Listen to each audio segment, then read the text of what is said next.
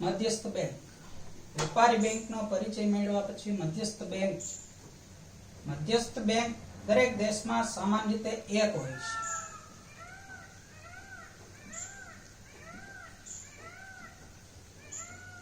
મધ્યસ્થ બેંક ભારતમાં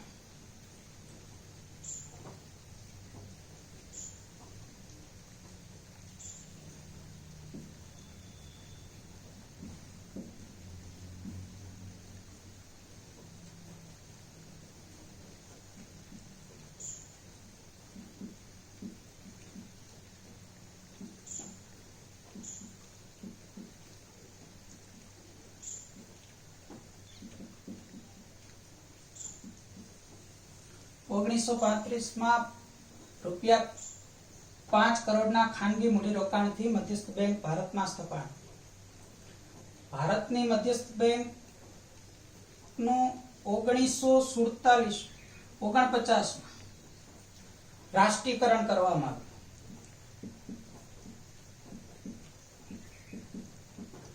રાષ્ટ્રીયકરણ એટલે સરકારે પોતાના હસ્તક લીધી. 1935 માં સ્થપાણી ત્યારે ખાનગી. આઝાદી બાદ 1949 માં એનું રાષ્ટ્રીયકરણ કર્યું એટલે કે સરકારે એને પોતાના હસ્તક લઈ લીધી. મધ્યસ્થ બેંક નું મુખ્ય કામ છે એ વેપારી બેંકોની જેમ લોકો આરે નહીં પણ સમગ્ર બેન્કિંગ વ્યવસ્થા ઉપર નિયમન કરવાનું કાર્ય કરે છે.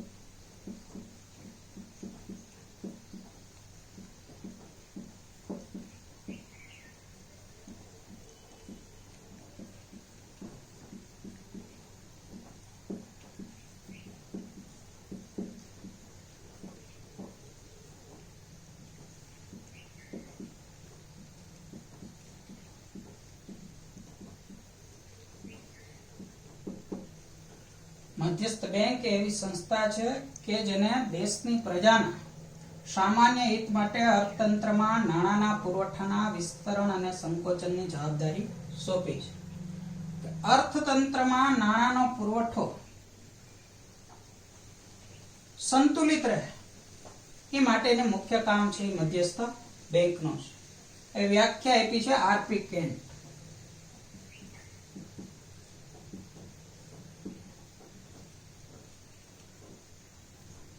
મધ્યસ્થ બેંક કોઈ પણ દેશમાં એક હોય છે.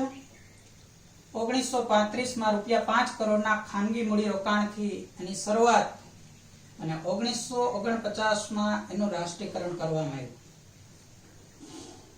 વ્યાખ્યા જોઈએ તો મધ્યસ્થ બેંક એ એવી સંસ્થા છે કે જેને દેશની પ્રજાના સામાન્ય હિત માટે અર્થતંત્રમાં નાણાંના પુરવઠાના વિસ્તરણ અને સંકોચનની જવાબદારી સોંપી છે. તો આરપી કેન્ટે વ્યાખ્યાયિત કર્યું છે. ભારતમાં જે મધ્યસ્થ બેંક છે ભારતમાં આરબીઆઈ તરીકે ટૂંકમાં ઓળખાય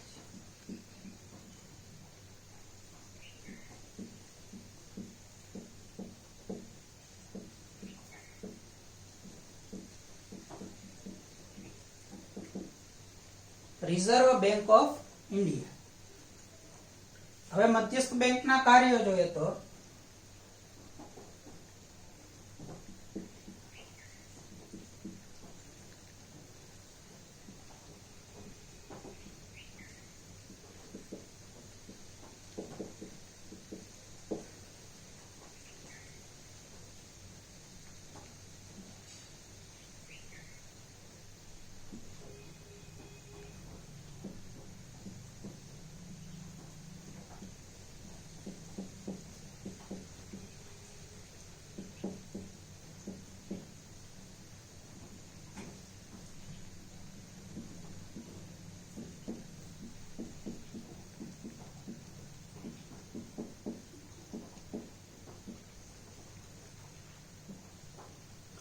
નાણાકીય કાર્યો ને એક બિન નાણાકીય કાર્યો, મુખ્ય બે ભાગમાં એને વહેંચે છે મધ્યસ્થ બેંકના કાર્યો.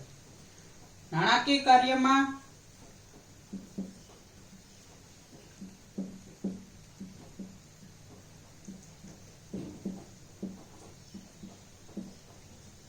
ચલણ બહાર પાડવું. જે ચલણ છે એ આરબીઆઈ બહાર પાડે છે. રૂપિયા 1 સુધીની કાગળની નોટ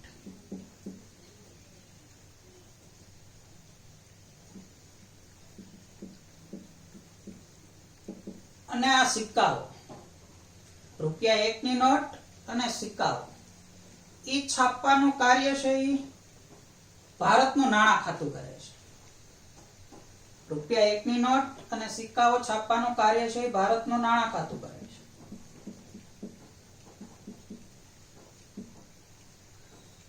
રૂપિયા 2 અને તેથી વધુ મૂલ્યની તમામ ચલણી નોટો છે એ મધ્યસ્થ બેંક છાપે. રૂપિયા 1 ની નોટ અને સિક્કાઓ નાણાં ખાતું છાપે છે, પણ એને અર્થતંત્રમાં મૂકવાની જવાબદારી આરબીઆઈ ની છે, એટલે કે મધ્યસ્થ બેંકની છે. તો રૂપિયા 1 ની નોટ અને તમામ ચલણી સિક્કાઓ છે એ ભારત સરકારનું નાણાં ખાતું બહાર છાપે ખરું, પણ અર્થતંત્રમાં એને મૂકવાની જવાબદારી એ આરબીઆઈ ની છે. અને રૂપિયા 2 ની નોટ અને એથી વધુ મૂલ્યની તમામ નોટો મધ્યસ્થ બેંક છાપે છે અને બજારમાં મૂકે છે. આમ ચલણ બહાર પાડવાનું અગત્યનું મધ્યસ્થ બેંક કાર્ય કરે છે.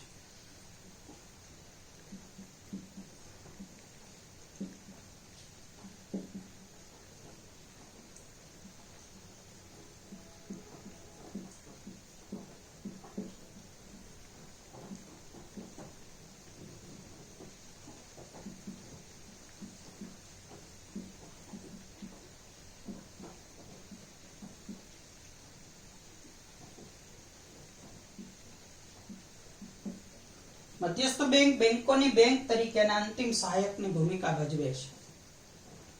દરેક પ્રકારની અનુસૂચિત બેંકો છે, વેપારી બેંકો કે બીજી અનુસૂચિત બેંકો છે, તમામ પ્રકારની બેંકોનું નિયમન છે એ આરબીઆઈ કરે છે.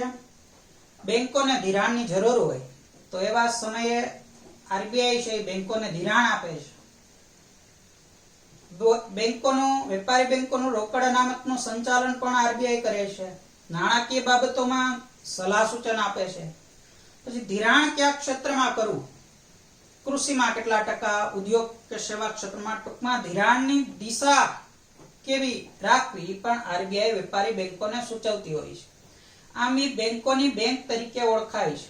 સામાન્ય પ્રજા સાથે એને નિસ્બત નથી, પણ વેપારી બેંકો જે સામાન્ય પ્રજાને જોડાયેલી છે ઈ બેન્કિંગ વ્યવસ્થા કેવી રીતે ચાલે છે એ આખી જોવાની જવાબદારી આરબીઆઈ પાસે છે. એટલે બેંકોને ની ધિરાણની દિશા તરીકે, બેંકોની બેંક તરીકે એને ઓળખવામાં આવે છે. ધિરાણની દિશા નક્કી કરી દે છે, તમામ વેપારી બેંકો પર અંકુશ રાખે છે, બેંકોની રોકડ અનામતનું સંચાલન કરે છે. એટલે બેંકોની બેંક તરીકે પણ ઓળખાય છે. વિધાન સ્વરૂપે આવું પૂછાઈ શકે કે બેંકોની બેંક તરીકે આરબીઆઈ ઓળખાય છે, સમજાવો. તો કે બેંકોની બેંક તરીકે એટલે ઓળખાય છે કે તમામ વેપારી બેંકોને આરબીઆઈ એ નિયમન અને અંકુશ કરે છે. આ સિવાયના ધિરાણની દિશા નક્કી કરે છે, એની રોકડ અનામતનું સંચાલન કરે છે. એક સામાન્ય પ્રજાને જે બેંકની જરૂરિયાત હોય, સામાન્ય પ્રજાને નાણાકીય બાબતમાં સલાહ સૂચન લેવું હોય તો એ બેંકો પાસે જાય છે. એમ તમામ બેંકો છે એને સલાહ સૂચનો આરબીઆઈ આપે છે. આરબીઆઈ ના આદેશ મુજબ આ બેંકો બધું કાર્ય કરતી હોય છે.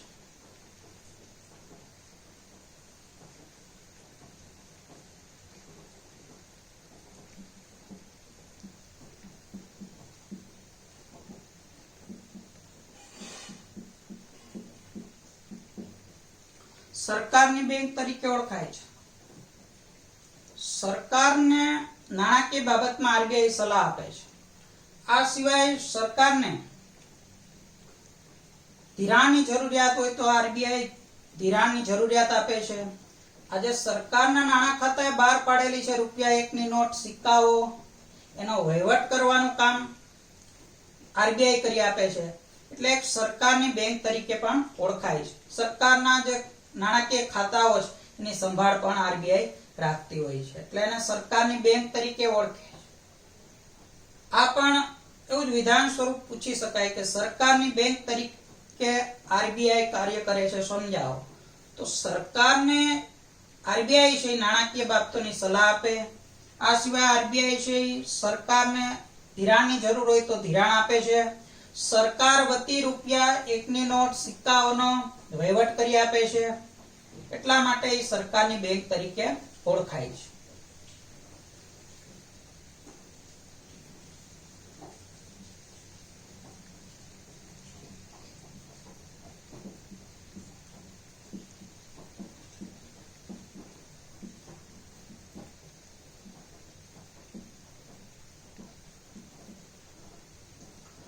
વિદેશી ઊંડિયામણની જાળવણી છે આરબીઆઈ કરે છે. ભારતમાં આવતી વિદેશી મૂડી, ભારત બહાર જતી વિદેશી મૂડી, આના ઉપર દેખરેખ છે આરબીઆઈ રાખતી હોય છે. આ સિવાય જે વિદેશી ઊંડિયામણ જો કાયદા દ્વારા નક્કી થતું હોય, ઊંડિયામણનો દર, તો આરબીઆઈ નક્કી કરે છે. પણ જો ઊંડિયામણનો દર છે ઊંડિયામણની બજારમાં માંગ અને પુરવઠા દ્વારા નક્કી થતો હોય, તો આરબીઆઈ છે એક અર્થતંત્રમાં ભારતનું મૂલ્ય ટૂંકમાં આંતરરાષ્ટ્રીય બજારમાં ટકી રહે તેવા પ્રયત્ન કરતી હોય છે. આમ વિદેશી ઊંડિયામણની જાળવણીનું મહત્વનું કાર્ય કરે છે. ભારતમાં જે વિદેશી ઊંડિયામણ આવે છે, ભારતમાંથી બહાર જાય છે, તેની દેખરેખ પણ આરબીઆઈ રાખતી હોય છે.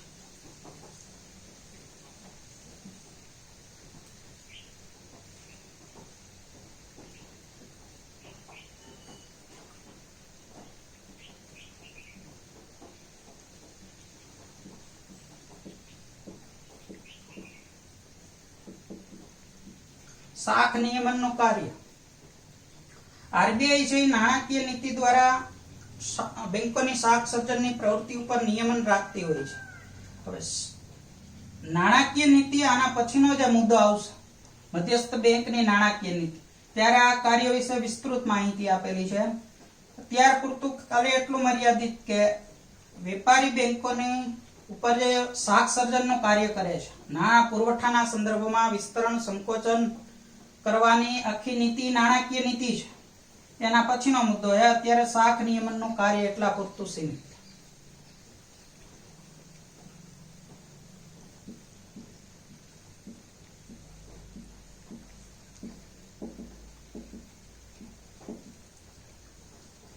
બિન નાણાકીય કાર્યમાં જોઈએ તો નિયમન અને દેખરેખ.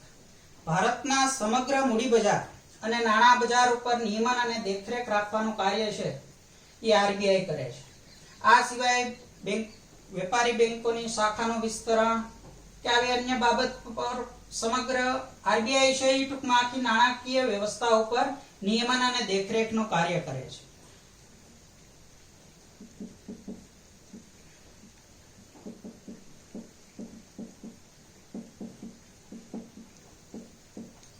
પ્રોત્સાહક કાર્યો.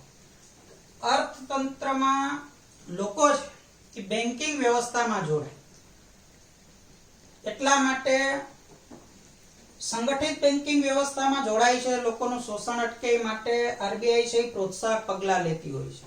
ગ્રામીણ વિસ્તારો સુધી આ માટે બેંકોમાં શાખાઓ ખોલાવે છે અને વધુને વધુ લોકો છે એ સંગઠિત નાણાં બજારમાં જોડાય કે જે સરકારના અંકુશથી ચાલે છે, તો લોકોનું શોષણ ન થાય.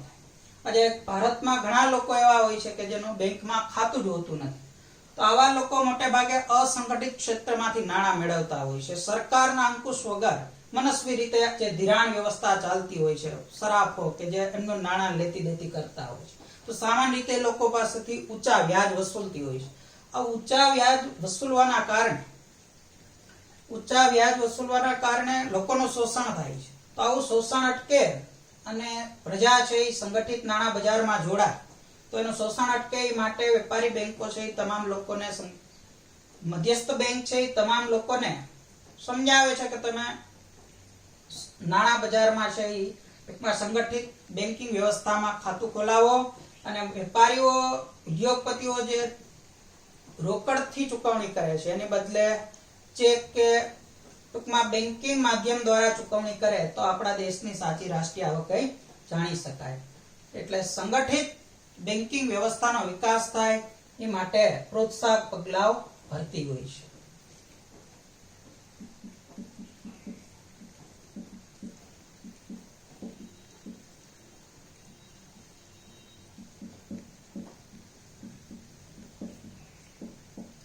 સમાવેશી વિકાસના કાર્યો. સમાવેશી વિકાસના કાર્યો એટલે જે દેશની આર્થિક વિકાસ થઈ રહ્યો છે એ વિકાસના લાભ તમામ લોકોને સમાન મળી રહે એ માટે આરબીઆઈ છે એ પ્રયત્ન કરતી હોય છે. શહેરી અને ગ્રામીણ વિસ્તારની જે અસમતુલા છે, મોટે ભાગે શહેરોનો વિકાસ પાયાની સુવિધાઓ થયો છે એની સામે ગ્રામીણ વિસ્તારમાં વિકાસના લાભ ઓછા મળેલો, તો ગ્રામીણ વિસ્તારો સુધી વિકાસના લાભ પહોંચે, નાણાંનું ધિરાણ ગ્રામીણ વિસ્તારોમાં ફાળવાય એવું આરબીઆઈ પ્રયત્ન કરતી હોય છે. આ સિવાય દેશમાં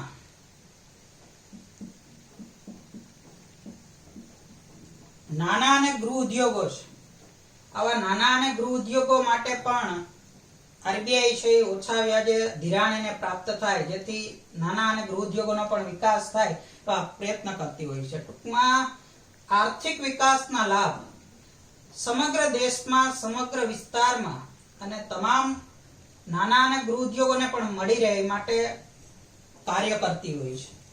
એની વિગતવાર ચર્ચા નાણાકીય નીતિના ગુણાત્મક સાધનોમાં પછીના મુદ્દામાં આવશે. જે જનધન યોજના સરકારે શરૂ કરેલી છે,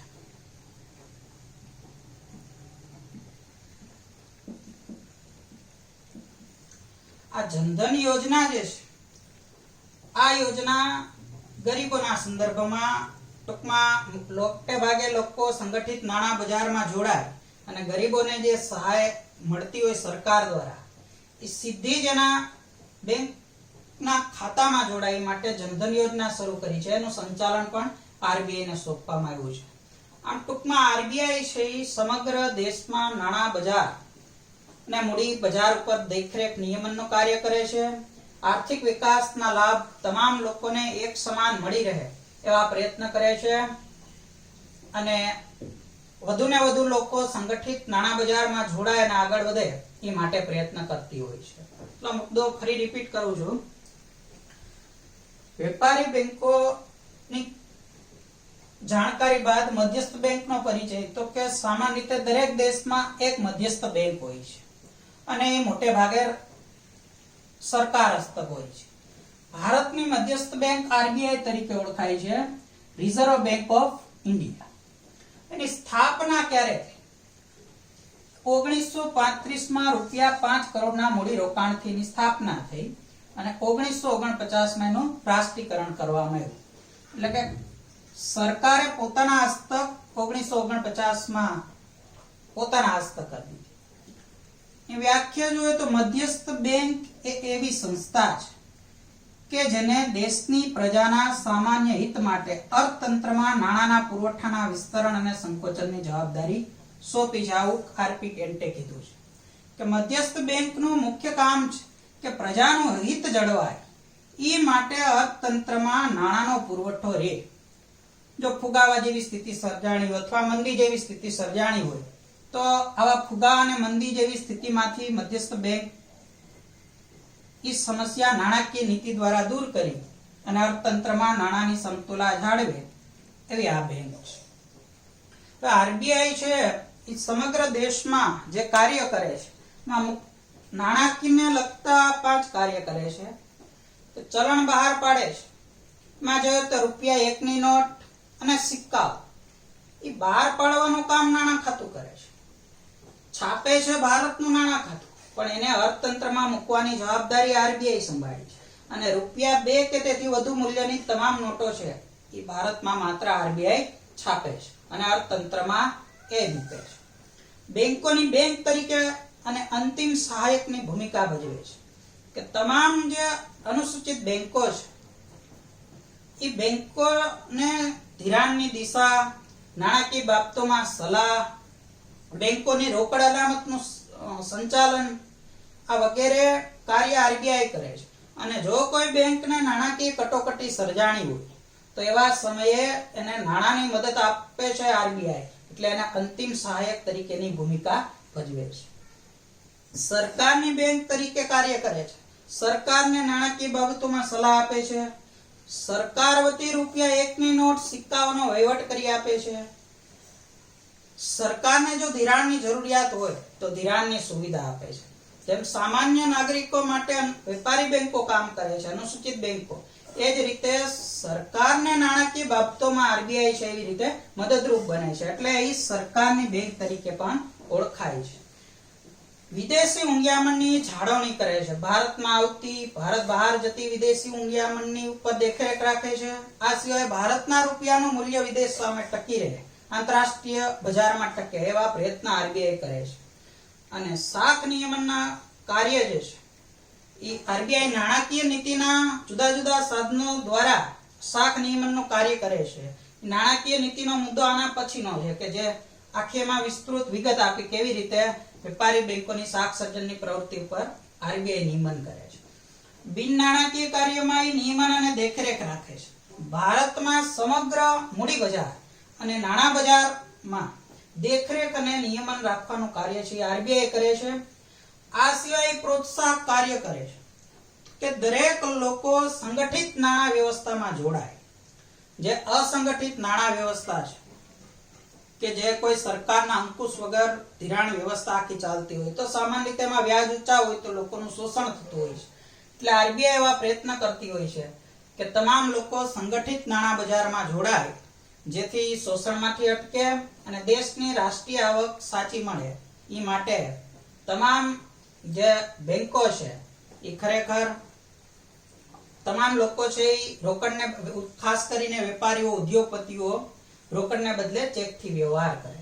આ સિવાય સમાવેશી વિકાસના કાર્ય કરે છે કે દેશના કોઈ વિસ્તારમાં જે લોકો સુધી નાણાકીય વિકાસના લાભ નથી પહોંચ્યા, આવા લોકોનો વિકાસ થાય એ માટે પણ આરબીઆઈ છે એ પ્રયત્ન કરે છે. આમ આરબીઆઈ શહેરી ગ્રામીણ વિસ્તારના વિકાસને સમતુલા માટે ગ્રામીણ વિસ્તારમાં ઓછા વ્યાજે ધિરાણ ફાળવતી હોય છે. નાના ગૃહ ઉદ્યોગો માટે ઓછા વ્યાજે ધિરાણ આપતી હોય છે. આ સંદર્ભમાં જે સમાવેશી વિકાસના કાર્ય કે પ્રોત્સાહનના સંદર્ભમાં આખી જે જનધન યોજના શરૂ કરવામાં આવી છે ગરીબોના કલ્યાણ હેતુ, એનું સંચાલન પણ આરબીઆઈ કરે છે. આ આરબીઆઈ ના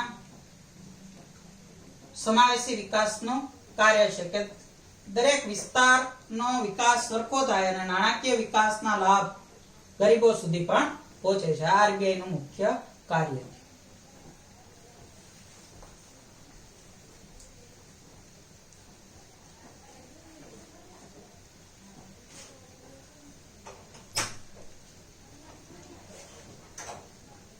નાઈ લીધું?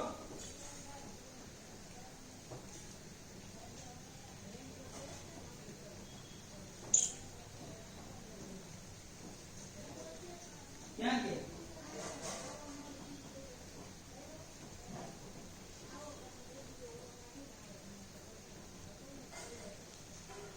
સર